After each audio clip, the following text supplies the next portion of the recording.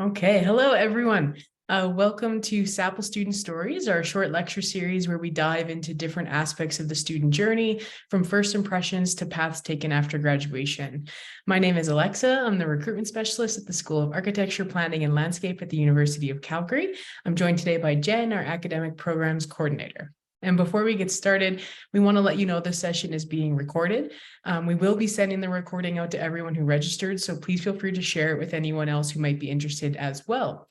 Following the discussion today, we'll have a question and answer period until our program ends. So if you do have a question that comes up, please put it in the chat, and then we'll answer those during the Q&A. The University of Calgary is located in the heart of Southern Alberta, and it both acknowledges and pays tribute to the traditional territories of the peoples of Treaty 7, which include the Blackfoot Confederacy, comprised of the Siksika and the Piikani and the Kainai First Nations, and the Tsuut'ina First Nation, and the Stoney Nakoda, including Chiniki, Bearspaw, and Goodstoney First Nations. The city of Calgary is also home to the Métis Nation of Alberta, Region 3.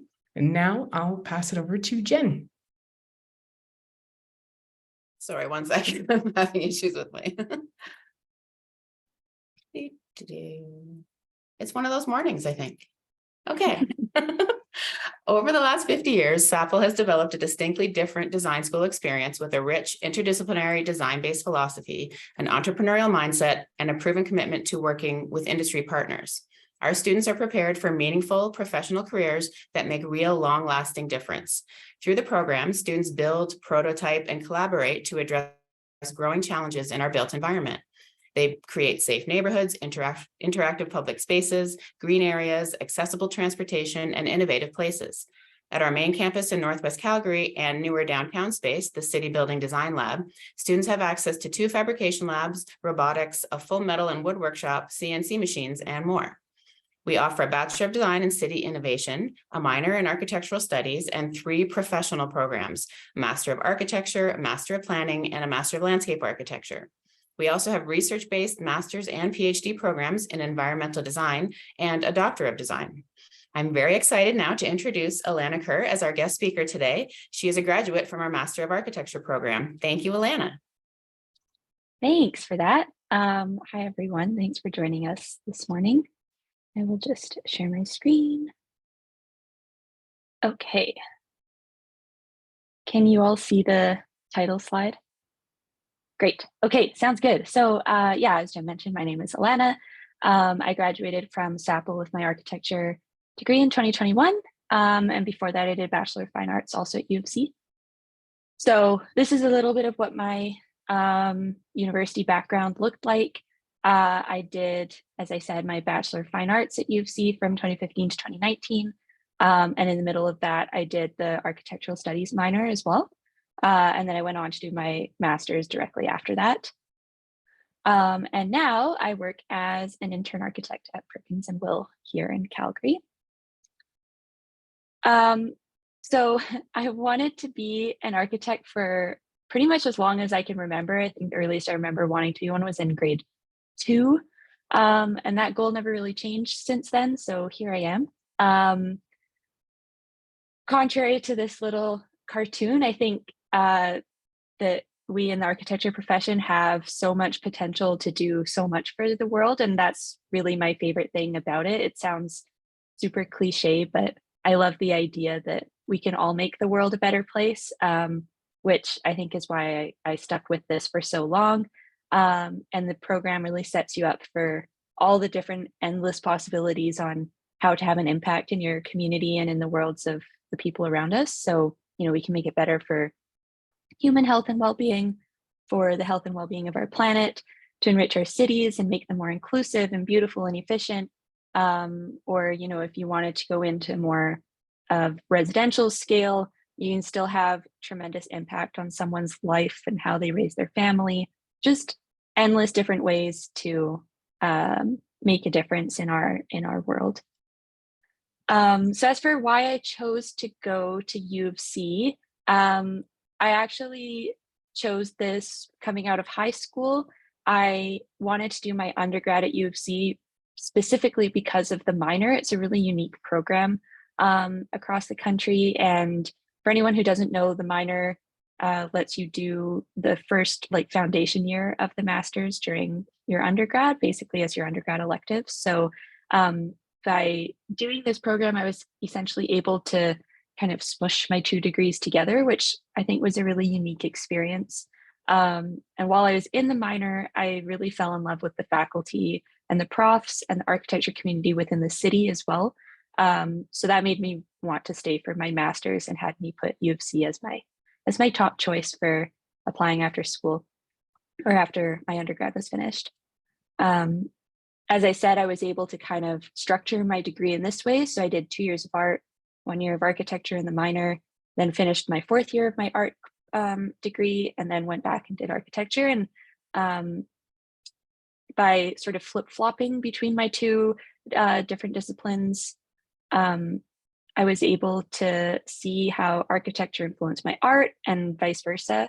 A lot of my classmates did have or didn't have architecture backgrounds, I should say, which I think is another thing that makes SAPL stand out versus many other schools in the country who might only accept people with architecture backgrounds. It's a very interdisciplinary and diverse program. And I think we all learned a lot from each other. I mean, I had classmates with business backgrounds, some with biology backgrounds, engineering, any undergrad you can think of, there was someone in the program with it. So it was really cool to get to learn from so many people with different life experiences, but also with different education backgrounds. Another reason why I was really attracted to the program was study abroad. Although I didn't get to go on these thanks to a little virus that's been making its way around our communities. So everyone I talked to who did get to go on these programs said they were easily one of the biggest highlights. So if this is one of the reasons why you're thinking of going here, I think that that's super valid, and please send us lots of photos because I'd love to see your experience on the programs. So as I mentioned, I went through the program sort of in the pandemic. I started my master's again in 2019 and finished through to 2021. So it was almost exactly halfway through that we all went online. But I did have kind of the pre-pandemic / now post-pandemic experience for the minor as well as for the first little bit of my master's. So I had 2 very different experiences at the school. One was, extremely social and lots of time like experiencing the program as a collective group and figuring things out together. There's a lot of organic learning that happens in our studio environments that you can kind of see on the left. This is one of my favorite photos from foundation year. This was taken I think it was 10 o'clock at night. We had just submitted our final presentations to be presented the next day, and we were all about to go home and get some well-deserved rest. And you can kind of see how we were all sort of living on top of each other through the chaos of our final submissions. But, you can't actually see anyone's face in this photo, but if you could, you'd see all of us with huge smiles on our face, feeling super rewarded for getting through our very first studio. So there's so much collaboration that happens, and you learn so much by just listening to what other people are working on and their conversations with their profs. So being all sitting together in a studio environment is super conducive and helpful for that. And we also had some really cool experiences off campus. So the picture on the right is a site visit I also did during Studio One, where we got to go see a house that was under construction in Mount Royal, and the architect took us around and explained why they chose certain materials and how different things were going together. This studio was about designing a house that was maybe not your typical house, and this one is certainly not a typical house either. So it was really cool just to get to see things at life scale, and also hear how the architect talked about his work, because I think you learn a lot about the industry from that as well. There's definitely a certain language that we all use and are all learning to describe our work. So you can't really beat being able to just get out into the industry like that.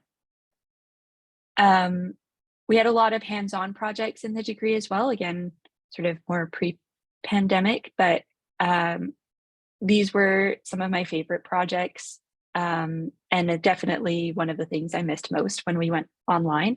Being able to just think more abstractly and get away from your computer screen was super valuable.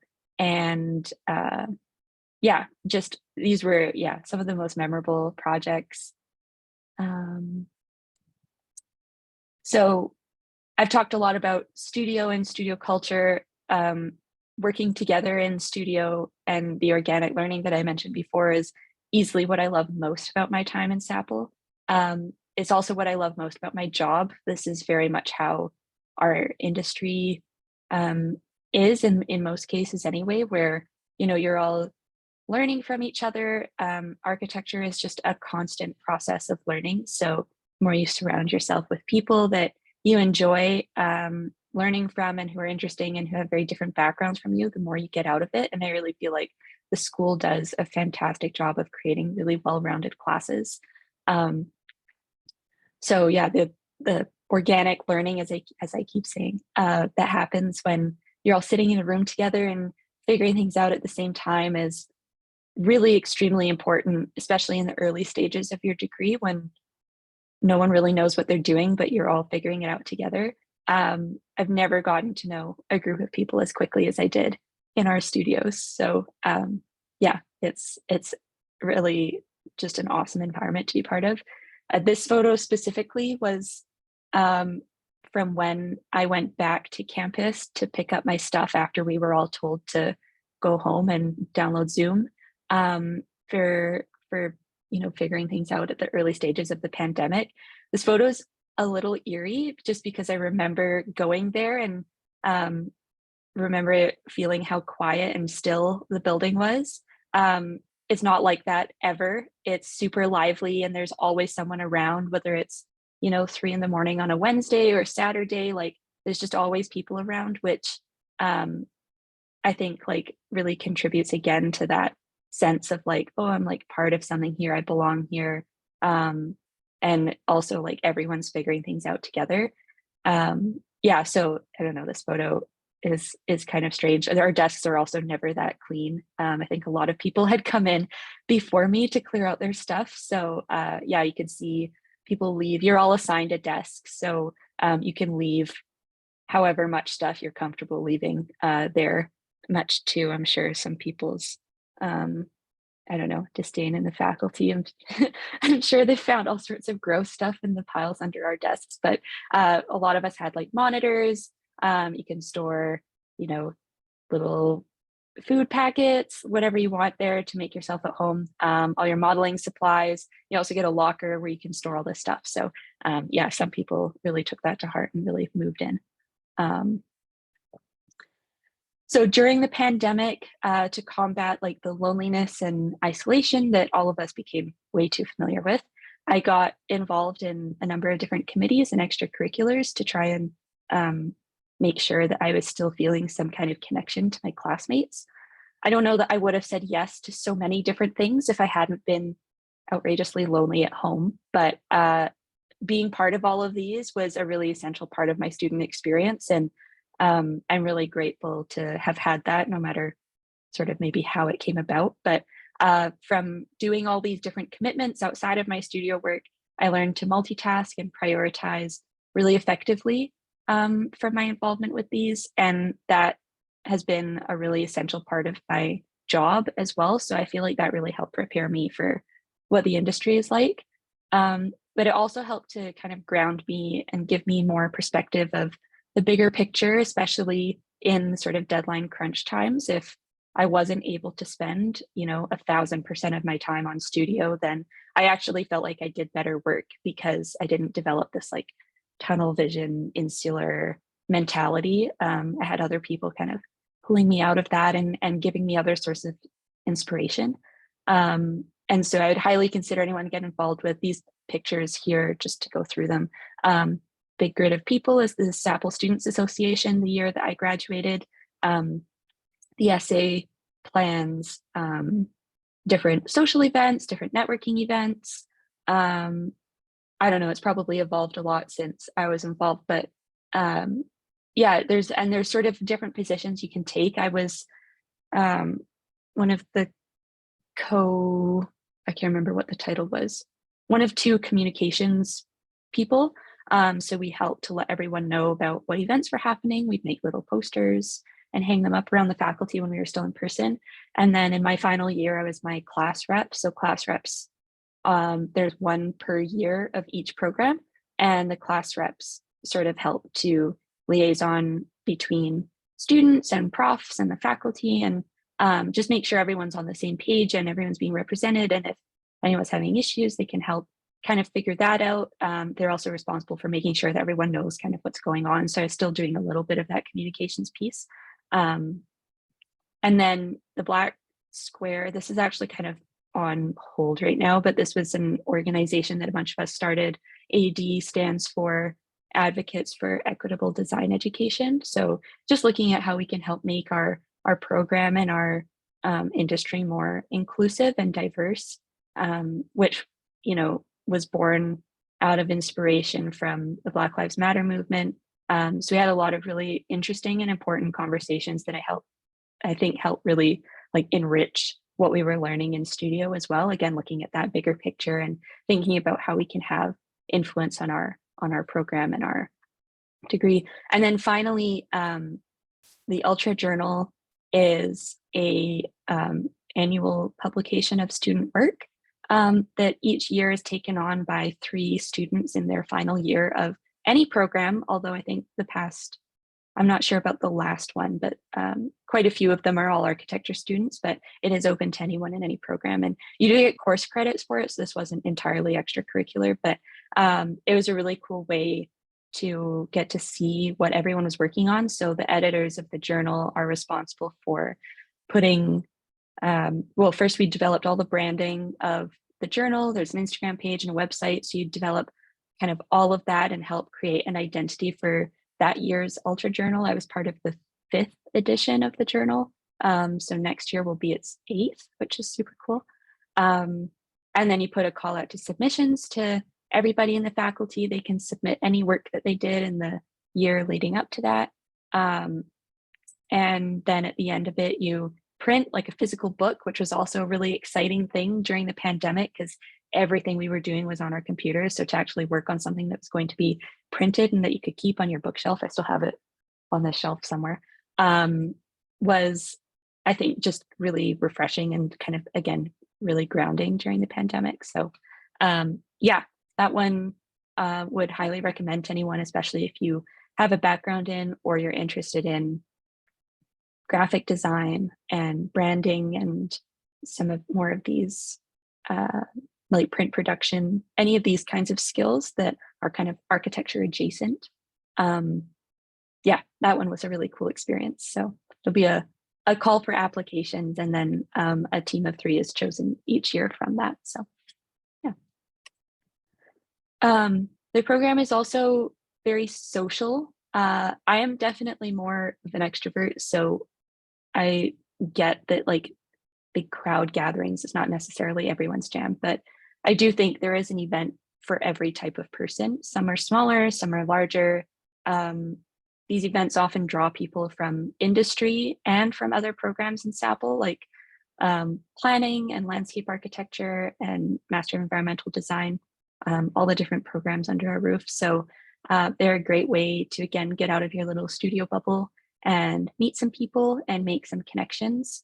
I found that, architecture is also a real industry of relationships. So if you can start building those relationships and learning how to navigate different conversations and all of that, it will also just help to make your work stronger and also help once you're, graduating and leaving the faculty. So some final tips. I decided to kind of focus these on a little bit of like taking care of yourself and wellness. So the program is very busy, and I really feel like you get out of it what you put into it. But the number one thing I wish someone had said to me was do your best to not let school or specifically studio be everything. The faculty and the city and the university, we all have so much to offer And so I really feel like you're only doing half of it if you come out at the end and all you've got is like a beautiful project. You'll have a beautiful project regardless. Don't doubt how much you can get done, but also don't, lose the opportunity to take advantage of the other things. And you'll also emerge on the other side of the program as a better practitioner if you take time to develop other interests and relationships outside of school as well. The more well-rounded you can be. Architects are always known as being kind of jack of all trades. So yeah, it will make you a better architect to be able to find a way to balance that however it looks best to you. And yeah. Taking time off can be as productive as working long hours. This one kind of goes hand in hand with the other one. I found often, like if I was struggling to get a concept out or develop a design, I would just, either go for a walk, meet up with a non-architecture friend for coffee, just do something to get me out of studio and not thinking about design for a bit, or like draw something, like do something else that's creative but not related to your project. And that really helped to kickstart a lot of like creativity juices flowing in my mind. So yeah, don't be afraid to take a little bit of time off, because if you're just spinning your wheels, just getting up from your desk is also good for your health, like very, very good for your body to get up and move. So go find something to take your mind off of it, even just for 20 minutes, and you'll come back feeling more refreshed. And then finally, like honor your own mental and physical well-being, however that works best for you. Being in studio and working in studio, like I said, is extremely valuable, but can also be tiring, being around that many people all the time. So if you feel like you need to recharge, doesn't make you a bad student to work from home every so often. So especially if you're working through a deliverable set, you kind of know what your project's about, and you just need to grind through whatever you need for your presentation. I often found those were the best moments to just go home and focus on what I was doing. I took more breaks that way. I was able to kind of set my own schedule instead of either being interrupted by or being distracted by people around me as well. I got more sleep when I did that, so that was always good. But I would encourage everyone to give working in studio a try, especially in the earlier phases of the project, because you'll learn so much from each other. And it's how you make friends, and those friends, like I'm still chat to, even though I did so much of my degree online, I still keep in touch and see my classmates all the time. So yeah, that was all I had. I don't know. No, that's great. Thank you, Alana. Yeah, no worries. Great tips for sure. So if you're interested in learning more about SAPL, our programs, research projects, or student work, you can sign up for our newsletters or follow us on social media. If you have questions about the programs or the application process, please email us. I know Alexa popped the email in the chat earlier. You can also attend an Ask SAPL session or set up a one-on-one meeting with us. And lastly, we want to thank you all for coming to the session. Awesome. Okay, now we've arrived at our question and answer period. So if you do have a question, please put it in the chat, or you can use the Zoom feature like we have already to please ask your question. And why don't we get started? Drew, why don't you go right ahead? Sweet. Thank you, Alexa. And thanks, Alana. That was really a lovely presentation. I was just wondering what your transition has been like from the master's program to working as an intern, and if you found that the studio experience was indicative of the work that you're actually doing now. Yeah, that's a great question. So obviously I graduated at a weird time. I started working in August 2021, which was, I don't know, that was part of our like open summer here in Calgary. So I did start working in person and then went online. So I did find doing school online helped that transition. I think the class of 2021 was probably better poised for that than the class of 2020, because no one knew what they were doing in summer 2020 at all.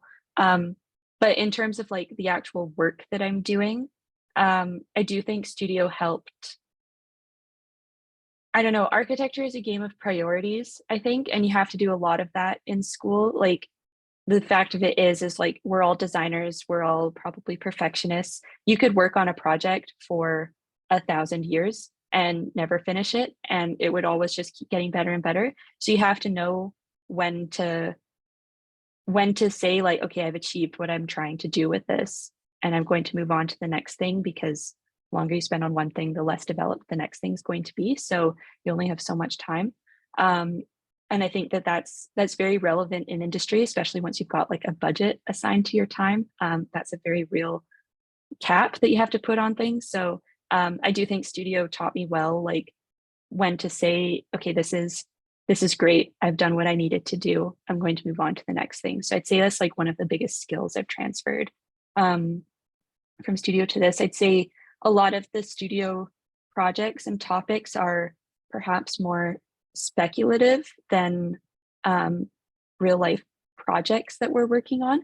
But at the same time, that helps you learn how to think creatively and, think outside the box and come up with unique ways to address different design problems that are still transferable to industry, even though you then have to think about, okay, how is this actually going to get built? How is it going to be paid for? So, the creativity maybe has a bit more, I don't want to say it's limited, because I don't think it is, but it's got, some more constraints to it, which is, a good thing. But yeah, I hope that helps answer your question.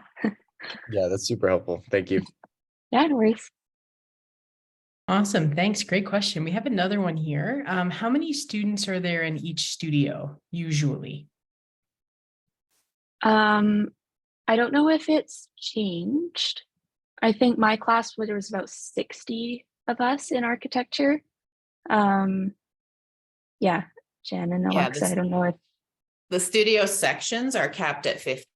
So you will, with your instructor, like one instructor per 15 max. I think typically we're seeing more like 12 or 13 is kind of the average. But yeah, the kind of cohort is usually around 60. So your lecture classes will be that size kind of thing. Awesome. Yeah, that's a good differentiation. There's multiple sections within the same studio for your instructor. So right. Yeah, even if there's 60 of you, you're not all 60 of you fighting for your instructor's attention. That's important as a distinction there. Yeah. All right. And then I have another question here, kind of just asking you, I guess, to describe to the best of your ability, like afterwards you become an intern architect after you graduate. What happens after that as far as like hours and how it works? That is a great question, and something I did not know coming into this program. So it's good that you're learning this now. So once you graduate, you apply. If you want to work in Canada, the industry is provincially regulated. So you apply with your provincial body. In Alberta, that's the AAA, or the Alberta Association of Architects. And you become an intern once they accept your registration. What that means is you're not an architect, but you're on your way to becoming one. Some of us have issues with the term intern because everyone thinks we're still in school, but that's just the terminology that's used.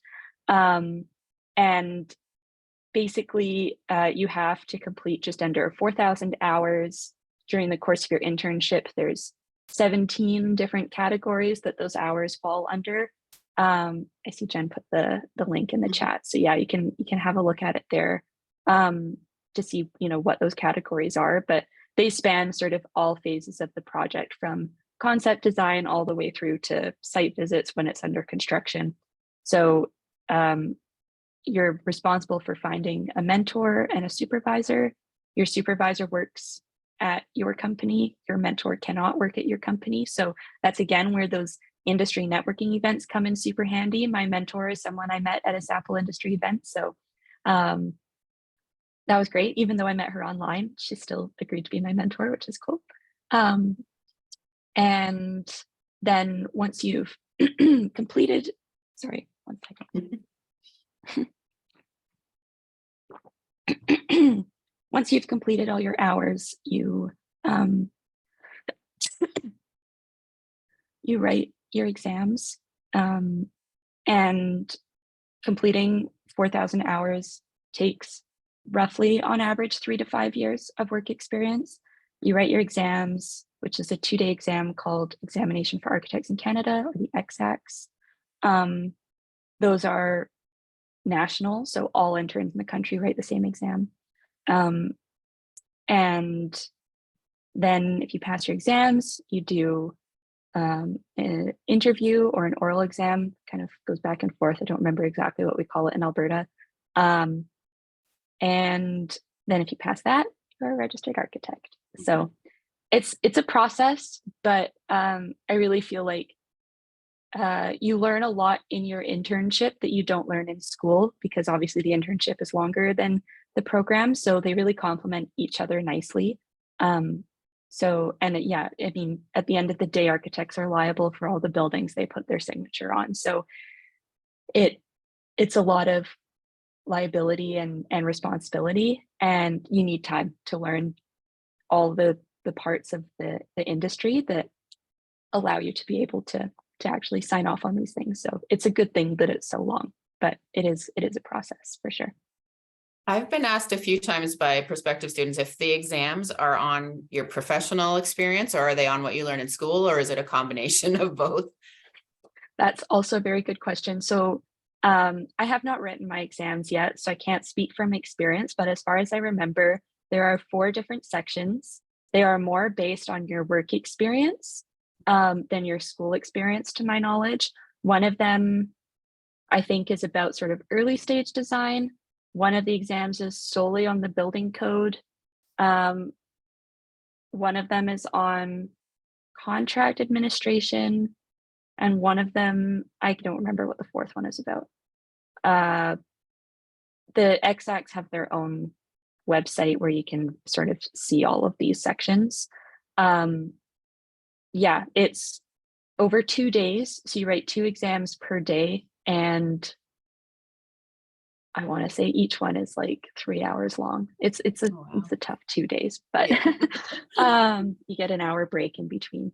It's Okay. But you know, if you're in an office where there's a bunch of other interns, I have quite a few coworkers who are studying for their exams right now, and they've created study groups and stuff. Like, it's something you can kind of go through together. The exams are only held once a year, so there's sort of cycles that go through with interns. So if you kind of figure out who in your office or who from your classmates, you don't have to work together, is aiming to write the exams at the same time as you. I'm thinking I'm probably going to write them they're every November. I think I'm probably going to do November 2024. We'll see. But yeah, you can kind of choose to write them when you're ready. You don't have to be finished all of your hours, but you have to be done at least 2,700, I think. You have to be about 2/3 of your way through. So, yeah. Thank you. Well, okay, thank you. And then just keeping in mind, I know that we've run a little over time, but we do have another question. Someone is interested. They don't really know how to choose between the design disciplines. They're kind of at that beginning stage of looking at architecture, planning, and landscape architecture. So do you have any advice on how someone could go about choosing that? What kinds of things they could consider? Any advice for what they could maybe access for more information? Yeah, for sure. I kind of had this when I was in high school. I didn't know whether I wanted to do architecture or interior design. And one thing that I found really helpful is I tried to just reach out to people in the industry to get a sense of what their job was. So if you can reach out to, actually, I think it was Jen who connected me with someone who was in the school at the time, and she totally mentored me through my whole program. And she's now registered architect, so she's, maybe 5 or 6 years ahead of where I was at each stage. So she was really helpful in helping me figure out kind of, okay, this is what her day-to-day job looks like. Do I want to do this? Do I want to do something else? So I'm gonna volunteer Jen's help here, but if you are looking for connections in the industry who you can talk to, I think what I know for sure that what I thought an architect does is not what an architect does when I was sort of starting university. So getting a sense of what the day-to-day job looks like from someone who's working it might help clear up kind of the differences between the two, understanding different scopes of work. Architects, planners, and landscape architects all kind of help build a bigger puzzle together, but they work on very different pieces of it. So understanding what those different pots are, I think can help you make up your mind maybe. Yeah, great. Thank you so much. So with that, I want to wrap up the session, but I want to thank you so much, Alana, for sharing your insight and your experience with the program. It's so great to see you and how well that you're doing now. So thank you for that. Thank you everyone for joining us today and for registering for the event. We really appreciate your interest in SAPL and all of the things that we kind of have going on. As a, as a wrap up as well for that last question, we do have these SAPL student stories going on. So I did put the link in the chat for the next session. We'll be talking to an M-Plan student about their experience thus far. And so if you are considering planning or you want to learn more, please join us for that session. And we want to thank everyone again. And please let us know if you have any questions. You can always email us at admissions@sapl.ucalgary.ca. Otherwise, I want to thank everyone. Have a great day. And hopefully we'll see you at the next one. Awesome. Thank you. Thanks, Alana. No worries. Anytime. Bye.